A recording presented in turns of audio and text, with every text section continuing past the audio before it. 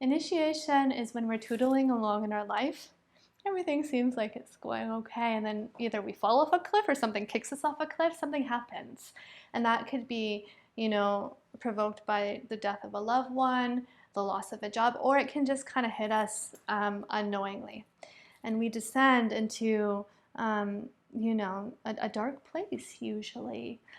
Whether that is in depression or addiction or, we're suffering as we fall, right?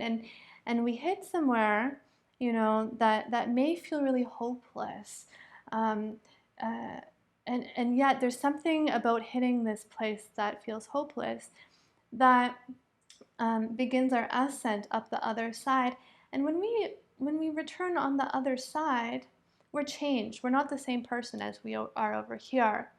And there's something about the necessity of the shadow, the necessity of darkness, that needs to be present in being able to grow.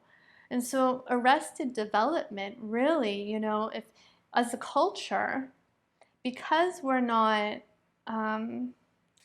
allowing dissent, really, we're pathologizing it. Right? We get stuck here as a culture. For example, we get a culture of eternal adolescence. Right? We need the initiation to be able to step into the next chapter. And often in the dissent, there's gold, there's lessons, there's wisdom that we gain from the depths when we're really feeling horrible, that we integrate up here, and that actually makes us stronger, right? And it allows for development.